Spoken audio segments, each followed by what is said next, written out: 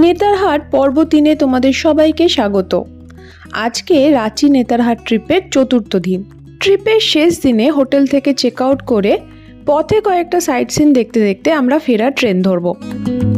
প্রথমেই চলে এসেছি আপার ঘাগরি ওয়াটারফলসে। এখানে স্থানীয় বাচ্চারা জমিতে পড়ে থাকা নাশপাতি কুড়িয়ে বিক্রি করছিল।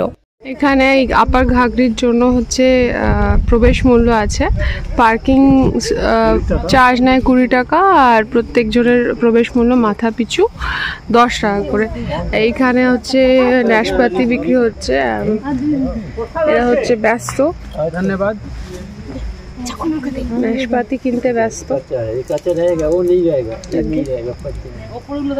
এখান থেকে 200 মিটারের মতো পায়ে হেঁটে পৌঁছে যাব আপার ঘাগরি ফলসে। এখন চলেছি আপার ঘাগরি ফলসে, চলে এসছি আসলে। আর আজকে আমাদের ট্যুরের লাস্ট ডে। তো এই আপার ঘাগরি এটা একটা ছোট ফলস, এরপরে লোধ ফলস দেখে আমরা বাড়ি ফিরবো। আর আপার ঘাগরিতে এখন হাঁটছি, এরকম একটা জঙ্গল মতো জায়গা দিয়ে আসতে হয়। আর এটা একটা ছোট ফলস, আর লোয়ার ঘাগরিতে যাওয়া যায় না আসলে, গাড়ি নিয়ে লোয়ার ঘাগরি পর্যন্ত যাওয়া যায় না, মানে অনেকটা আগে গাড়ি রেখে প্রায় অনেকটা হাঁটা থাকে, ট্রেক থাকে বলতে পারো। আর জায়গাটা একটু শুনশান বলে সেই রিস্কটা নিলাম না, তাই সোজা চলে এসেছি আপার ঘাগরিতে। তোমাদের আপার ঘাগরি দেখাবো, চলো। একটা ভয়ঙ্কর জায়গা দিয়ে ট্রেক করে করে এই যাচ্ছি হচ্ছে আপার ঘাগরিতে। এই হচ্ছে আপার ঘাগরি, দেখো একদম সামনে চলে এসেছি। এই জলটা বয়ে দিয়ে এরকম একটা স্রোত হয়ে এইদিকে চলে যাচ্ছে।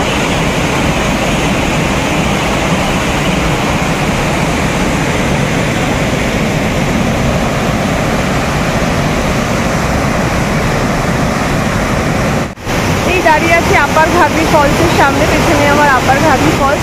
মানে ফলসটা অ্যাকচুয়ালি খুব ছোট, কিন্তু এখন বর্ষাকাল, এখন ছোট ফলসে একটা দারুণ রূপ ক্রিয়েট করে নিয়েছে, দেখতেই পাচ্ছ আমার পেছনে। আর এই আওয়াজটাও খুব সুন্দর লাগছে, দারুণ। জঙ্গলের মাঝখানে একটা ফলস, একটু ট্রেক করে আসতে হয়, প্রচুর মশা। আপার ঘাগরি ফলস দেখা হলে আমাদের গাড়ি নেতারহাট ছেড়ে এগিয়ে চলল লোধ ফলসের দিকে। প্রায় 60 কিলোমিটার দূরে অবস্থিত লোধ ফলস যেতে আমাদের সময় লেগেছিল 2 ঘন্টার মতো। ঘাগরি নদী, যেটি ঔরঙ্গা নদীর একটি শাখা নদী, সৃষ্টি করেছে আপার ঘাগরি এবং লোয়ার ঘাগরি ফলস। মাত্র 200 মিটার বন জঙ্গলের মধ্যে দিয়ে ট্রেক করে আপার ঘাগরি ফলসে পৌঁছানো গেলেও লোয়ার ঘাগরি ফলসে পৌঁছানো কিন্তু ততটা সহজ ছিল না। লোয়ার ঘাগরি জলপ্রপাতের আশেপাশের বন জঙ্গল এতটাই ঘন যে দিনের বেলাও সূর্যের আলো প্রবেশ করে না। জলপ্রপাতে পৌঁছানোর নির্দিষ্ট কোনো রাস্তা বা সিঁড়ি কিছুই নেই। বাবা মাকে নিয়ে এই দুর্গম পথে না যাওয়াই স্থির করেছিলাম। এই লোয়ার ঘাগরি ফলস কিন্তু 320 ফিট লম্বা, ইন্ডিয়ার 33তম উচ্চ জলপ্রপাত হিসেবে প্রসিদ্ধ। পরে কোনোদিন এলে এই জলপ্রপাতটি অবশ্যই ঘুরে দেখব। স্পেশালি যদি তোমরা তোমাদের ইয়াং বন্ধুদের সাথে এখানে ঘুরতে আসো, তাহলে লোয়ার ঘাগরি ফলসের অ্যাডভেঞ্চার ট্রেকটা অবশ্যই করে দেখো। আমার সাথে রাঁচি নেতারহাট ঘুরতে তোমাদের কেমন লাগলো অবশ্যই কমেন্ট করে জানিও। ভালো লাগলে একটা লাইক করে দিও, আর ভিডিওগুলো ইনফরমেটিভ মনে হলে অবশ্যই বন্ধুদের সাথে শেয়ার করো। আমার চ্যানেলে নতুন হলে সাবস্ক্রাইব করতে ভুলো না। এই রাঁচি নেতারহাট ট্রিপটা আমি কিভাবে বুক করেছিলাম তা ডিটেলসে পর্ব 2-এ বলা আছে, তোমরা চাইলে সেটি দেখে নিতে পারো। অসাধারণ সুন্দর রাস্তা ধরে আমাদের গাড়ি এগিয়ে চলল লোধ ফলসের দিকে। ড্রাইভার দাদার মুখে জানতে পারলাম 4-5 বছর আগে পর্যন্ত এই রাস্তাগুলি দিয়ে ড্রাইভার দাদারা অন্ধকার হয়ে গেলে আসতে চাইতেন না। এখন অবশ্য মাওবাদীদের সেই ভয়টা আর নেই, তাই তোমরাও নির্দ্বিধায় এই রাস্তাগুলো দিয়ে রাতের অন্ধকারেও আসতে পারো। এগিয়ে চললাম লোধ ফলসের দিকে, যার আরেক নাম বুধা ঘাগ। এটি ঝাড়খণ্ডের উচ্চতম জলপ্রপাত আর ইন্ডিয়ার মধ্যে 21তম উচ্চ জলপ্রপাত। বুরহা বা বারহা নদী 469 ফিট উপর থেকে পড়ে এই জলপ্রপাতের সৃষ্টি করেছে। এর গর্জন প্রায় 10 কিলোমিটার দূর থেকে শোনা যায়। ঝাড়খণ্ডের লাটেহার ডিস্ট্রিক্টের সাউথ ডিভিশনে পালামাউ টাইগার রিজার্ভ ফরেস্টের ঠিক মাঝখানে রয়েছে এই জলপ্রপাতটি। চলে এসেছি লোথ ফলসে, যেখানে পার্কিং চার্জ 50 টাকা আর মাথা পিছু টিকিটের দাম 10 টাকা করে। এই প্রবেশদ্বার থেকে গাড়ির পার্কিং চার্জ এবং প্রবেশ মূল্য কেটে গাড়ি করে কিন্তু বেশ কিছুটা রাস্তা যেতে হয়েছিল। তারপর এন্ট্রি পয়েন্টে নিজেদের নাম এবং আধার নাম্বার নথিভুক্ত করে শুরু হয়েছিল সিঁড়ি ধরে চড়ার পথ। এইখানে এন্ট্রি করতে হয়, এন্ট্রি করে এইখান দিয়ে সোজা আমরা চলে যাব হচ্ছে লোথ ফলস। এখান থেকে যদিও লোথ ফলসের গর্জন আমরা শুনতে পাচ্ছিলাম, শুরু হলো সিঁড়ি ধরে পাহাড়ের গা বেয়ে উঠে যাওয়ার পর দেখা মিলল লোথ ফলসের। সব থেকে উঁচু ফলস হচ্ছে রাঁচি লোথ ফলস। আরও সামনে যাব, মোটামুটি 300-র মতো সিঁড়ি। এন্ট্রি পয়েন্ট থেকে প্রায় 30 মিনিট হাঁটার পর আমরা পৌঁছে গেলাম লোথ ফলসের একদম সামনে।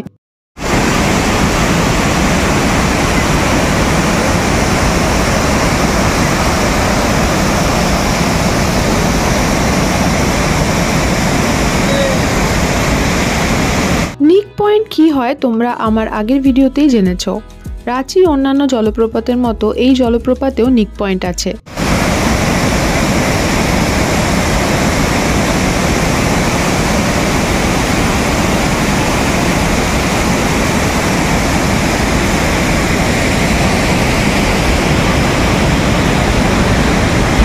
সকাল 6টা থেকে বিকেল 5টা পর্যন্ত এই ফলস খোলা থাকে।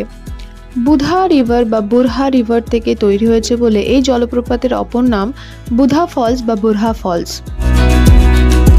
লোথ জলপ্রপাতে সব থেকে কাছের রেলওয়ে স্টেশন হলো ডালটনগঞ্জ, যেটি এখান থেকে প্রায় 118 কিলোমিটার দূরে অবস্থিত এবং রাস্তাটি অতিক্রম করতে সময় লাগে 3.5 ঘন্টার মতো। আর সব থেকে কাছের এয়ারপোর্ট হলো রাঁচি এয়ারপোর্ট।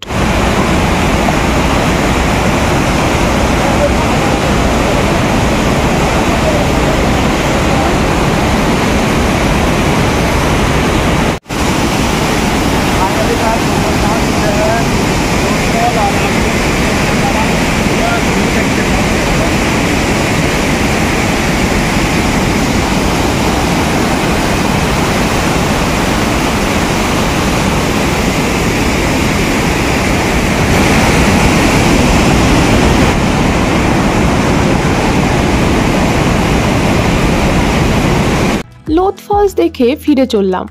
ফলসের আশেপাশে এরকম প্লাস্টিক মুক্ত পরিবেশ গড়ে তোলার একটা বার্তা দেওয়া রয়েছে। এটা আমারও তোমাদের সবার কাছে একান্ত বিনীত অনুরোধ। মাঝ রাস্তায় হঠাৎ করে ঝেঁপে বৃষ্টি এলো। আমি ঘুরতে গিয়েছি আর বৃষ্টি হয়নি এমনটা হয়নি। লক্ষ্য করলাম নেতারহাটের রাস্তা ধরেই গাড়ি ছুটে চলল রাঁচি স্টেশনের দিকে। নেতারহাটে আসার প্রকৃত সময় যেমন শীতকাল, তেমন রাঁচিতে আসার প্রকৃত সময় হলো বর্ষাকাল। তাহলেই কিন্তু জলপ্রপাতগুলোর আসল রূপ দেখতে পাওয়া যায়। আমরা যেই সব জায়গাগুলো ঘুরে দেখেছিলাম, এছাড়াও এখানে দেখার মতো জায়গা হিসেবে ছিল পালামৌ ফরেস্ট এবং Palamau fort, Betla national park, Maromar forest, Aksi forest, Sugga বাঁধ এবং সুগ্গা জলপ্রপাত, মিরচাইয়া জলপ্রপাত। এর মধ্যে ফরেস্টগুলো কিন্তু বর্ষাকালে সাধারণত বন্ধ থাকে। এই আমাদের ট্রেন এসে দাঁড়িয়ে আছে, হাতিয়া হাওড়া এক্সপ্রেস বা ক্রিয়া যোগা এক্সপ্রেস। এখন ঘড়িতে বাজে হচ্ছে ঠিক রাত 10টা, এই যে 10টা বাজে। আর আমরা কালকে সকালে পৌঁছাবো হাওড়া স্টেশনে সকাল 7টা, যদি গাড়ির টাইমে থাকে। নর্মালি বৃষ্টিতে একটুখানি লেট হওয়ার সম্ভাবনা থাকে, যদি না হয় তাহলে কালকে সকাল 7টার মধ্যে হাওড়া স্টেশন ঢুকে যাব। দেখা যাক, কালকে সকালে তোমাদের সাথে দেখা হচ্ছে। এখন মোটামুটি ট্রেনে উঠে যাচ্ছি। বৃষ্টির জন্য প্রায় 2 ঘন্টা লেট করে পরের দিন সকালবেলা ট্রেনটি যখন হাওড়া স্টেশনে পৌঁছলো তখন ঘড়িতে বাজে 10:30। রাঁচি নেতারহাট ভ্রমণ এখানেই শেষ হলো। তোমাদের কেমন লাগলো অবশ্যই কমেন্ট করে জানিও। তোমাদের সাথে আবার দেখা হবে পরের কোনো ভিডিওতে, পরের কোনো ভ্রমণে। ততদিন সবাই খুব ভালো থেকো। এখন তবে আসি, বাই।